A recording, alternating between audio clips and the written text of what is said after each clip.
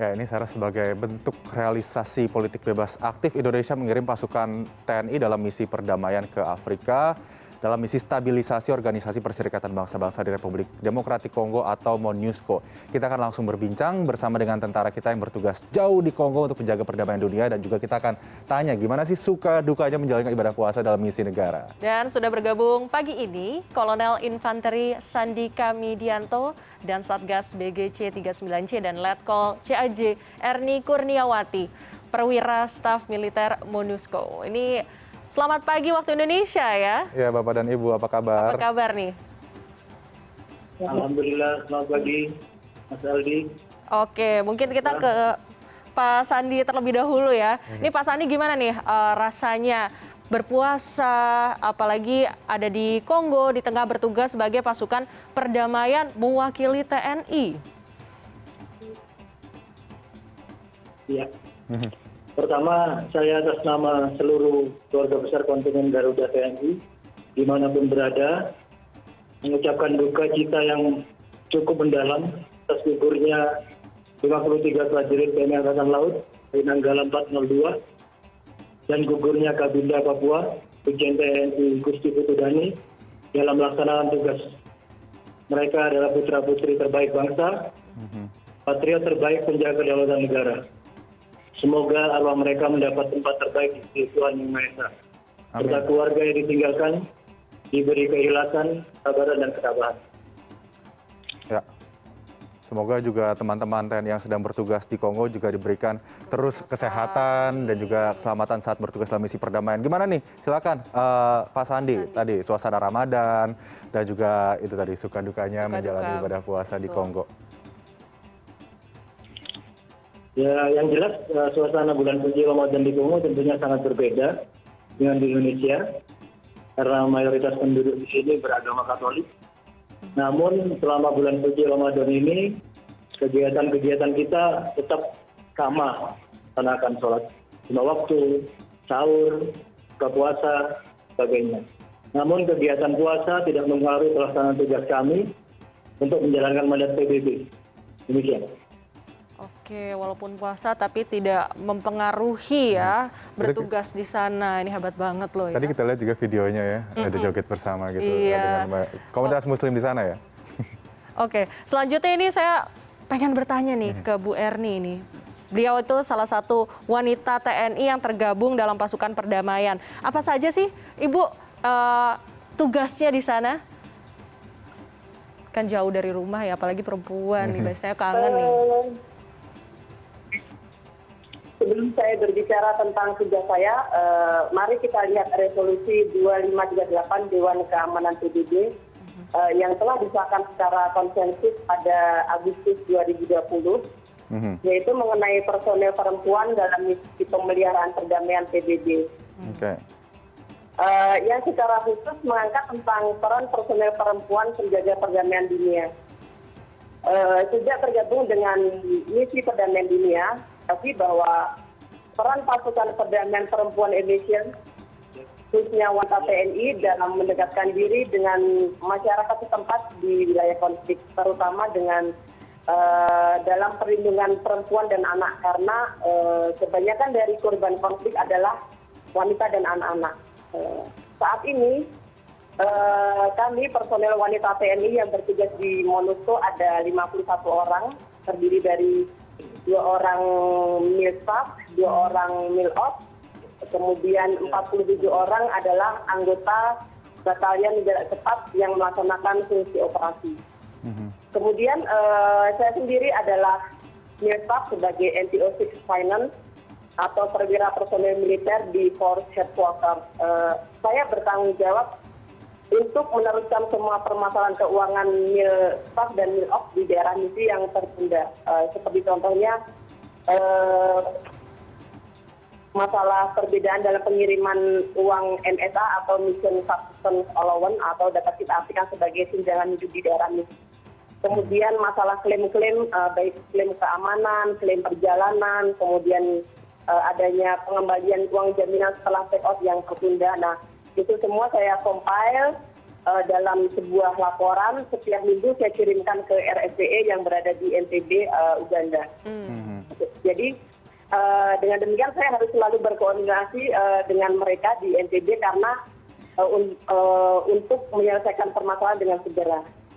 Selain itu juga saya bertugas untuk menyebarluaskan semua kebijakan dan arahan yang terkait masalah keuangan kepada seluruh anggota NISPAC dan MILOB di daerah miskin. Demikian. Oke, kalau Bu Erni udah berapa lama ditugaskan di Kongo? Saya tiba di Kongo 16 November 2020, jadi sudah lebih dari 5 bulan.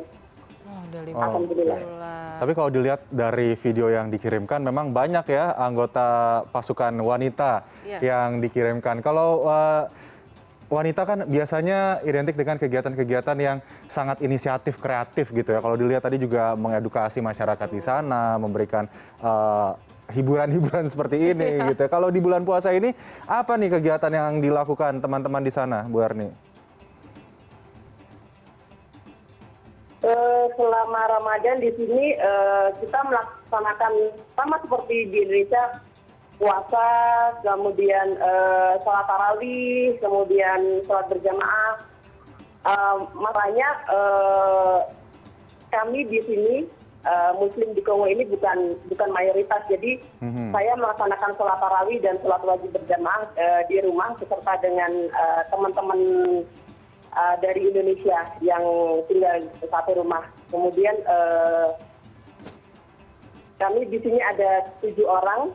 Ada 7 orang di rumah ini, jadi kita bisa sholat berjamaah gitu. Oke, berarti masih ada kegiatan agama juga ya bisa dilakukan di sana. Lalu Ibu, kalau misalnya di sana sendiri, di Kongo sendiri, ada nggak sih terkait Ramadan ya?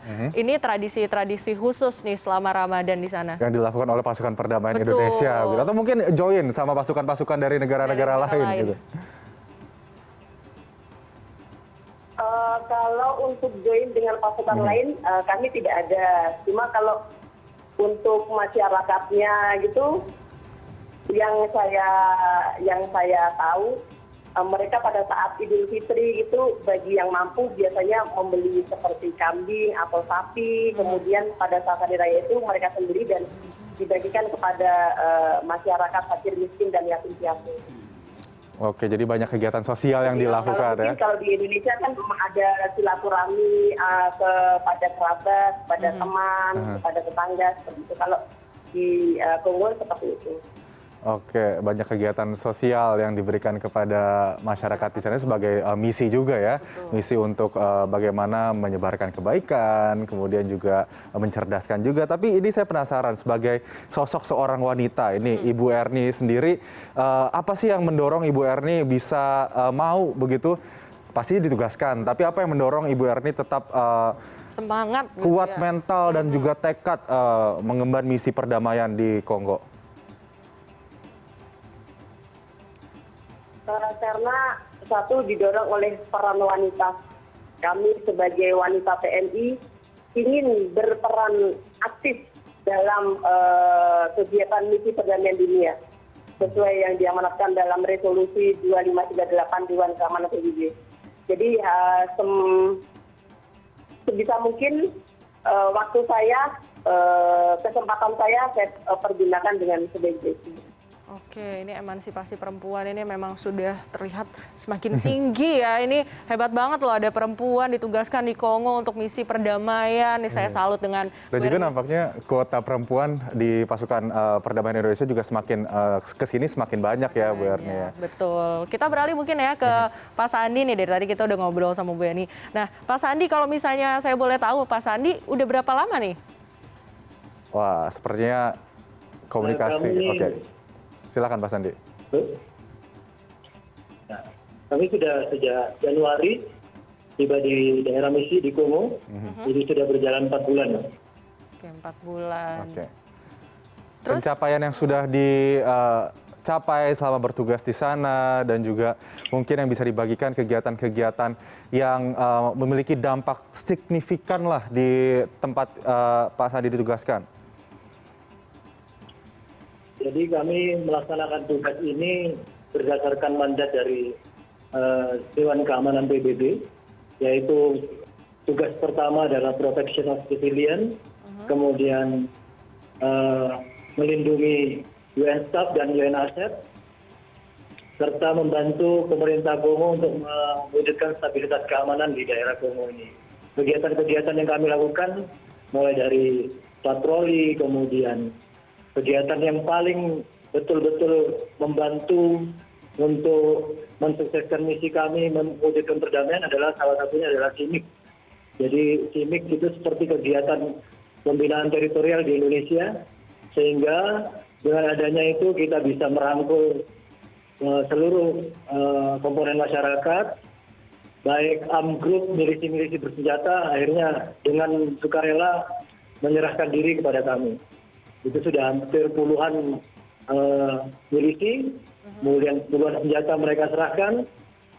Yang paling terakhir adalah kita bersyukur bahwa salah satu tokoh milisi bersenjata terbesar di Kongo, yaitu Darumangga, seminggu yang lalu sudah menyerahkan kepada pasukan Garuda.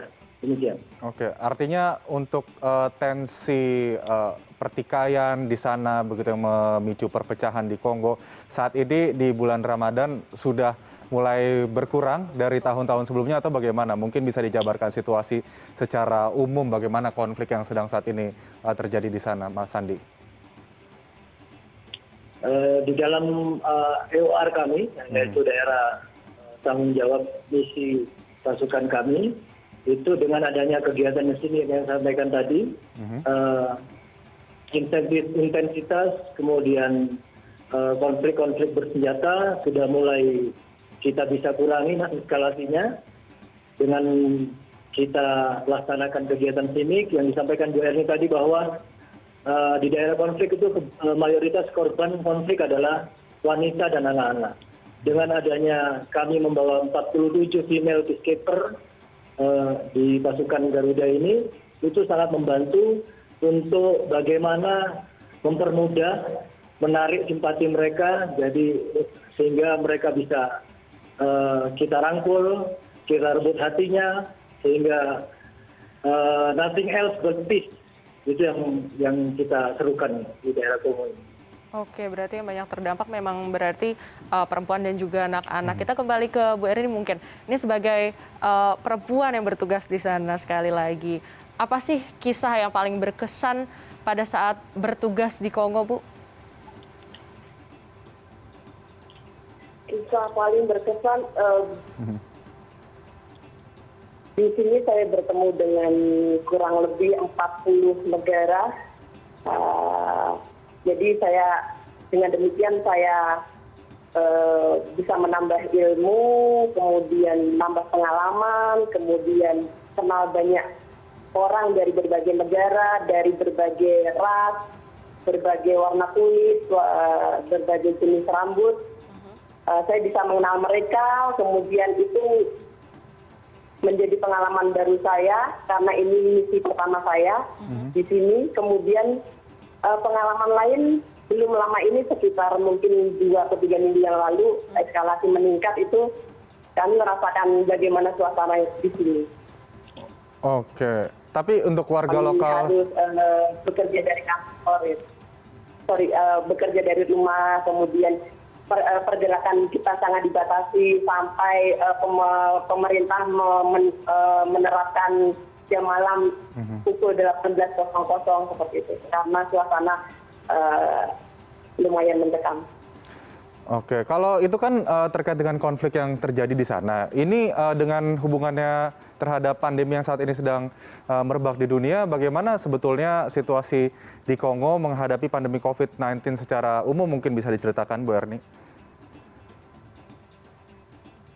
Kami di sini tetap melaksanakan protokol kesehatan sama seperti di Indonesia, harus selalu menggunakan masker, jaga jarak, menggunakan sering-sering memakai hand sanitizer, seperti itu. Kemudian bagi para pendatang new arrival yang masuk ke daerah misi, saat ini diberlakukan 14 hari karantina. Setelah itu dia melaksanakan tes PCR negatif baru bisa bergabung